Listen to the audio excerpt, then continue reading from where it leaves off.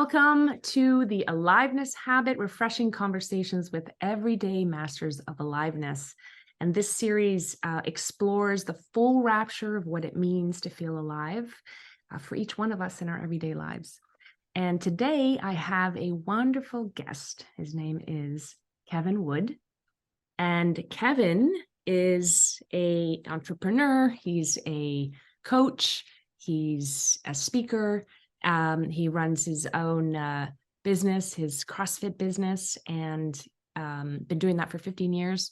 And he's a mindset coach, huge champion of resilience, which we'll talk a lot about today, and fitness coach, and just passionate about sharing, all his knowledge and experience with others. So we're so delighted to have you here today. Thank you so much for being here, Kevin. I had the pleasure of being on your podcast, Raising Resilient Humans, actually. So you're also a podcast host, and that's how we met.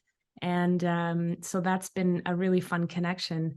And now you're on mine. So this is how the world works. It's wonderful. So welcome. Thanks for having me, Alex. It's an honor to be here. And yeah, it was awesome to have you on my show, and to reciprocate is just an honor. So thanks for having me. You're so welcome. So let's kick off. I always kick off with this great question that's sort of different for everybody. Really, the answer is different for everybody, and I love that. So, what does aliveness mean to you? Man, you have no idea how much I thought about this question. Like Good. I knew it was coming, and I was like, I have to give a really good answer here, but it's an answer that rings true for me because it's a lived experience. Mm-hmm. So my answer is we all have these margins that we live within. We call them the margins of our experience. And when we stay in those margins, we generally refer to those as our comfort zone. And I find true aliveness happens when we step outside of those margins just a little bit. It doesn't have to be, miles away from it. That can be really scary and debilitating for a lot of people. But even just stepping out, it could be, I've never run more than a mile in my life. Okay, cool. That's your one step out. You've never done that before? Cool. Let's try it. See what happens. And going into that and you talked about this on my show, that sense of curiosity, just see what happens. As long as it's not going to kill you and there's a small likelihood of failure, you'll be okay. Interesting. I love that. Yeah. Okay. I love that concept of stepping outside of the margins and outside of the comfort zone and just seeing what happens. Yeah. I love that. So what's important about that? About being able to do that? Yeah, that's where you experience life, aliveness. Like that's what it is to me. I have some stories of success with that, and I also have stories of failure with that. But with that failure came learning, amazing experience, and it allowed me to grow into who I am today. And so I think it's important for people to realize that failure is not a bad word. It's not the bad F word. It's something that should be sought after, because that's where you're going to learn. You're going to learn so much from failing. Yeah. And it's okay. Yeah, right? That's cool. That's very interesting for sure. And so what's the difference? What's the difference in feeling?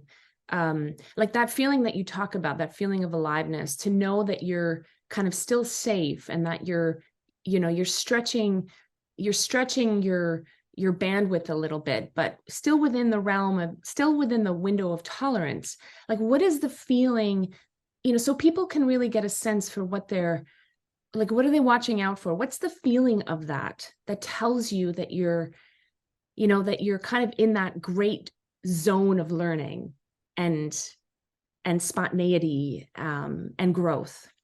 I think it's going to feel different for everybody, and depends on what you're doing as well. If you're doing something like a physical challenge, that's going to feel a lot different than if you're just trying something new as a skill. So I'll get two examples. When I do, like, I've done some crazy endurance events that have lasted like 48 hours straight through with no sleep. The physical discomfort is very high, but in the back of my head, I like I said, I keep asking myself the question, you're not going to die. Are you going to die? No, you're fine. You're just experiencing discomfort right now, Mm. and you're going to live. You'll be okay. Just keep one step in front of the other. And so that's what helps me get through those physical challenges, is just focusing on the next step. There's a great quote. How do you eat an elephant? One bite at a time. And when you focus on the next bite, it allows you to push through those very physically demanding things. On the other side of it, maybe you're learning something new that's more skill-based. And that could be, for me, it would be like dancing.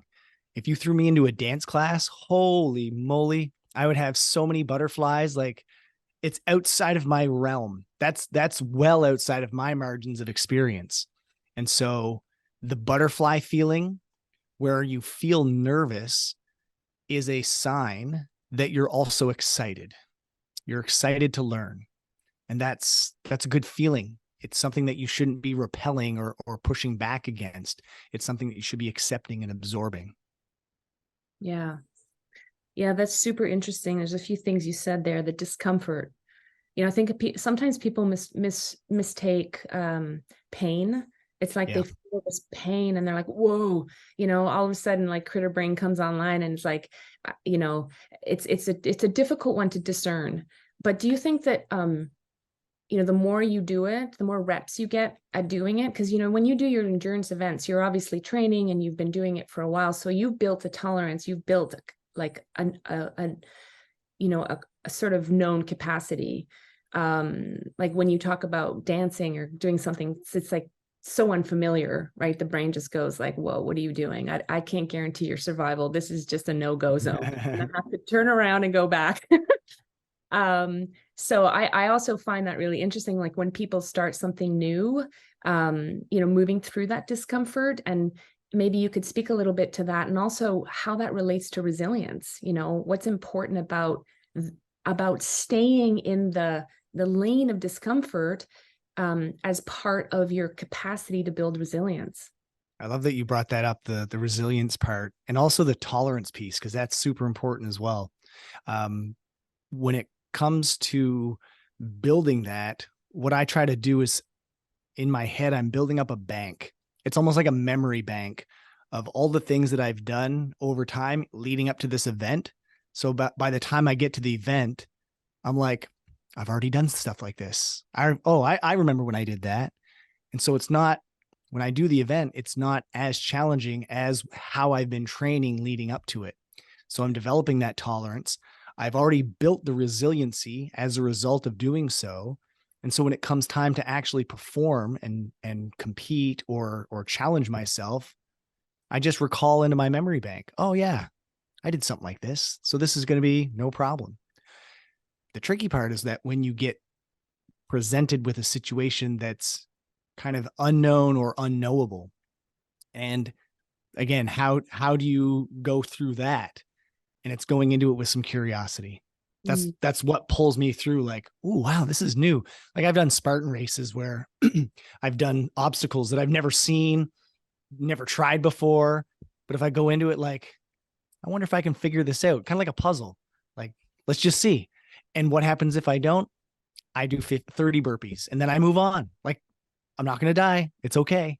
Yeah. I'm going to suffer the little consequence that they have for me, and I'm going to move on. And the next time I try it, maybe I'll try it some different technique or a different move and come through it on the other side. So yeah, I think that speaks to something really powerful, because what kills our aliveness is, as you're alluding to, it's the pressure we put on ourselves, the expectations that we might. So for example, what you just said is so powerful, because what stops you from being curious?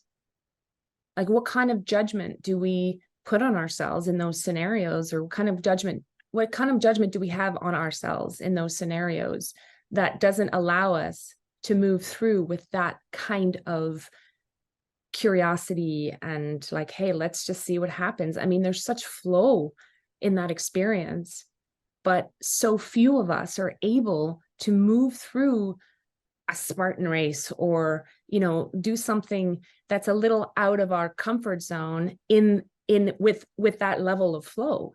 So what is it do you think that stops us from accessing that? What is it that's killing our aliveness in that little space? It's the victim mentality. That's all it is. It's a self-limiting belief that we have on ourselves. So the victim mentality, or our negative mindset, it's the stories that we tell ourselves to ourselves. And you have the ability to change those stories. Mm-hmm. Stories are not permanent. You can change them and modify them as you go. And that's why I don't like the word mindset, because we assume that the mind is set. It's set in stone, right? And it's not. Our mind is flexible. It can move, it can bend, it can be flexible. And so when we have these self-limiting beliefs and we have that set mind, it's going to stop us. It's going to prevent us from moving forward or going into those unknowns, or, stepping outside of those margins of our experience. So what do we do? What do we do to change our mindset from that self-limiting belief victim mentality? It oftentimes starts with our words. And so if we change the words, excuse me, we change the words that we use to talk to ourselves, that's when we start to change our mindset. So if you say things like, I can't, you're putting up a wall. There's a wall right away. No matter what you say or do, you're not going to do it. You've put up that self-limiting belief. So instead of saying, I can't, say, I'll try. I will. I'll attempt. Well, now there's possibility. And possibility is way, way bigger than I can't. So it all starts with our words. Yeah, language. We have to be so aware of our language, because I agree with you. And it's interesting. We're kind of a bit on autopilot with our language sometimes. We don't really notice the amount of times that we say, I can't, or, well, I don't have, or it just comes from such a place of scarcity.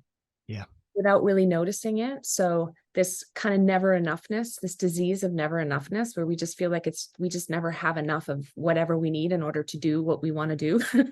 So, I think the language that you share, the power of language and words is so bang on. And what else is important for anybody listening to pay attention to? Yeah. Well, I guess piggybacking off the words, it's how we use them. So for instance, the words or the phrase, what if? A lot of people will what if the bad stuff. Well, what if I fail? And what if I miss? Or what if, right? It's always what if a negative outcome. Have you ever tried what ifing the good stuff? Try it. It will blow your mind.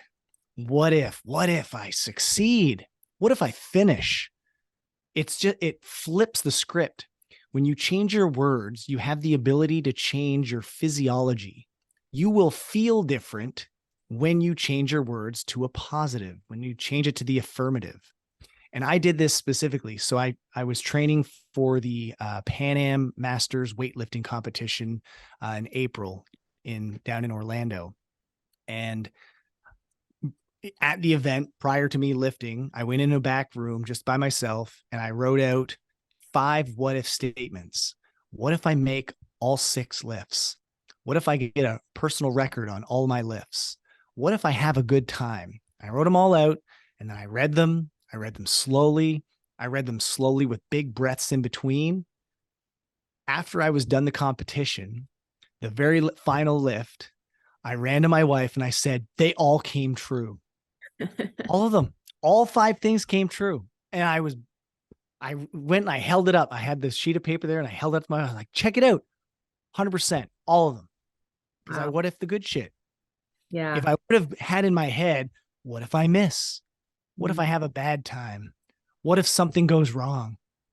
What's the likelihood of those happening? It's crazy. It can change the outcome. Mhm. Yeah. And what's the felt experience of that shift for you? Well, it's changed. Okay. I can go back a little ways. So, prior to going through all this mindset training, I had this story, this mindset that I was average and that I was going to stay average for the rest of my life, Mm, including like just personal, my business, and everything around it. mm, Working through these stories and recognizing that that was just a story that I was telling myself. It wasn't factual. It wasn't actually true. Once I started writing these stories out and flipping the script, man, it's changed everything. Like now I'm getting people requesting to be on my podcast show, which is insane. Like I never thought that would happen, but like it me, is. like me. Right. Right. You reached out to me. I'm like, where's this coming from? I have no idea, but it's happening because I put it out there. Right. Mm, And same with my business. Now, like there's not many CrossFit affiliates that can say they've been around for 15 years with one owner. Like that's a rare occurrence. So I'm not at like, there's so much evidence that that's not true, but I was telling myself the opposite. And so that's the impact that it's had on me. It's just opened up my eyes to see like I can take anything that I do wherever I want to go. And to finish that up or finish that thought, that's aliveness. mm, Like to see the limitless possibilities, yeah. man, that feels different. Yeah. And what if you could describe that feeling, what would it be? What words would you label? Excited, um, optimistic, Mhm.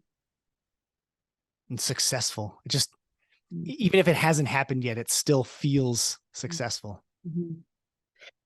And what would you say to people who are like, yeah, but that's you. And you're different, like this is the thing. Sometimes, I used to sort of suffer from this a little bit. I'd see people or hear people share these things, and I'd be like, yeah, well, I mean, That that's you. was me. You're Right. describing me. Yeah, I'm You're like, I exactly it. mean, so it was interesting because then no, because I agree, like there is this transformation that can happen for everybody. And this is the thing, like aliveness is available to everyone, inclusively and equally. Do you agree with that statement? 100%. Mm, I had another story that I would see all these successful people around me, and I identified that they all went through a really dark, deep moment, like a turning point, right? Like everybody hit this rock bottom, and then that's what launched them into success. And I said that I never had any of that rock bottom before. I've had a mm, pretty good life. I've never spent a night in a hospital. Like I'm just flat average the whole way through, right? So I was like, I'm never going to amount to anything because I haven't hit rock bottom. interesting. Right. Yeah. So that was that crappy story in my head. And Yes. then I realized I don't need to. I can have a launching point from where I am right now to where I want to go. And Right. that was just earlier this year when I had that realization, a launching point. It's crazy. Anybody can do it from no matter where you are. Yeah, that's awesome. A launching point. And I think what you've shared there's also really important, this idea that you don't have to sabotage yourself to earn the right to be great. Mm, Like sometimes I think that we are like, well, I have to just, be on the ground. Like I have to have this big victim story, and I have to start from, I have to be on the ground, like, I think I did this a little bit to some extent back in the day, like what gives me the right to be fantastic when nothing bad has happened, or I don't have any, I've had a great life. Like what gives me the right to have a really, really wonderful and successful experience of life when all I've had is, privilege and like a great life, a good childhood, great parents. Like what gives me the right to want more or to yep. have more? And I've heard that before, and it's a really important thing, I think, that's come forward right now because that it's not conditional, right? It's not like you have to either have a crappy existence over here in order to earn your right to have this. Like you don't need to subscribe to that story. And I think that's really what you're saying here is that And I think everybody more people need to hear that is. because there's a When I Yes. wrote my story out, I named it. So the title of my inner dialogue was Average Joe. Nice. And so I labeled it out. I wrote out that story and I read it slow with breath. And eventually that story became dismantled. It Yes. didn't hold any weight, right? But I know that there are millions of average Joes out there that think that they're stuck. Mm. Notice I said they're not stuck. They think they're stuck. And you can change the way you think by changing your words. Mm-hmm. But a lot of people won't write that down. The pen is heavy for a lot of people. It weighs 700 pounds. But as soon as you pick that up and you start writing these stories down, get them out of your head. I have an analogy that I've used that negative thoughts are like taking a bucket of marbles and putting them in the dryer and then turn it on. Can you imagine the destruction and the sound that would make? It's Nice. crazy, right? And so you have the ability to push stop on the dryer, take out each marble and analyze it and say, is this marble serving me? If it isn't, get rid of it. You don't need to have it in there. You have the ability to stop the dryer. You have the ability to stop those thoughts, and you do that by writing them down. Love it. I love that. The ability to write it down. Yeah, that's a great take home. Yeah. Write it down. I love it. So we're gonna probably have to I could talk to you forever. I'm gonna have to but why don't you leave us with this has been so wonderful. You've been dropping some absolutely golden nuggets. So thank you so much. What a wonderful exploration. And maybe leave us with one thing that you would like to leave us with about the experience of aliveness.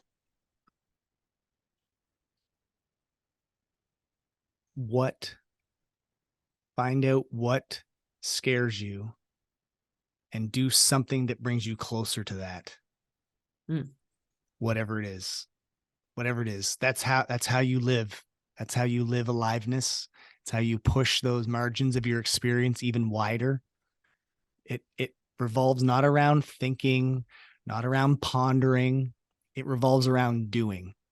You have to do to change. And so it's find something that's going to scare you a little bit and get after it. Love that. That is awesome. Thank you, Kevin. You've been an absolute joy to talk to today. I appreciate you very much. I appreciate the work that you do and the impact that you have and the joy that you bring to this work. And I know that you're probably doing, helping a lot of people. And Kevin has a website, ifixyourmindset.com. So you're welcome to check that out. And thank you so much. Thank you for having me. You're so welcome.